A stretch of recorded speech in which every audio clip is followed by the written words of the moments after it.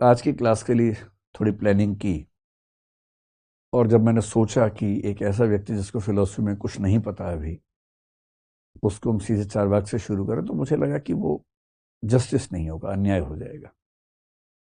क्योंकि किसी एक दर्शन को ठीक से समझने के लिए पहले जरूरी है कि आपको बेसिक वोकेबुलरी उस विषय की पता हो, जो बेसिक टर्म्स हैं, कंसेप्ट्स हैं उस विषय के, वो पता हो।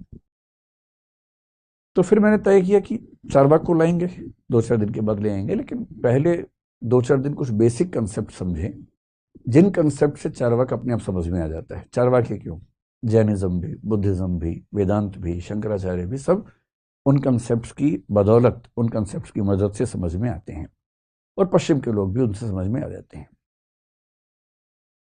तो आज ये समझेंगे कि दर्शन का जो सबसे बुनियादी प्रश्न है, यानी कि अंतिम सत्य क्या है, what is the ultimate reality, ये सवाल क्या है, ये सवाल कहां से आया, इस सवाल का जवाब ढूंढने के लिए रास्ते कौन कौन से थे, कौन किस रास्ते पर चला, क्या जवाब ढूंढ के लाया, और क्या आज उन जवाबों की कोई अहमियत हमारे सामने बची है, अगर बची है तो कितनी बची है, ये सब समझेंगे।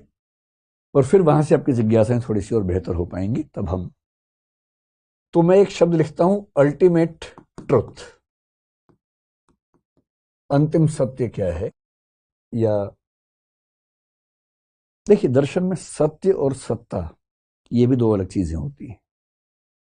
जब मैं कह रहा हूं कि ट्रुथ एक चीज है, तो ट्रुथ जरूरी नहीं है कि वही हो जिसको हम अल्टीमेट एग्जिस्टेंस कहें। और मैं आज जिस पर बात करना चाह रहा हूं वो अल्टीमेट एग्जिस्टेंस की बात है। यानी दरअसल वो कौन सी चीज है जिससे सब कुछ बना है, ये सारी दुनिया कैसे बनी, किसने बनाई, किस प्रोसेस से बनी। और जब दर्शन की बारीकियों में जाते हैं तो सत्य और सत्ता, ट्रुथ और एग्जिस्टेंस, ये भी अलग शब्द हो जाते हैं।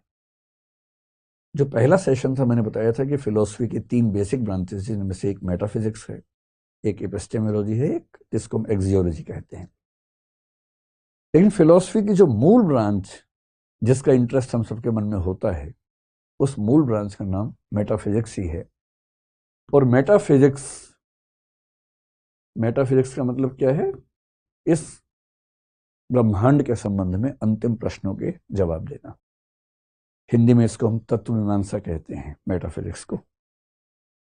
मेटाफिजिक्स को ही मोटे तौर पर एक और नाम से भी जानते हैं, जिसको बोलते हैं ओंटोलॉजी। तो कहीं आप ओंटोलॉजी शब्द पढ़ें तो इसका मतलब आपके स्तर पर यही है कि दोनों एक ही बातें हैं, एक ही शब्द को 2 तरीके से कहने का रिवाज है दर्शन में।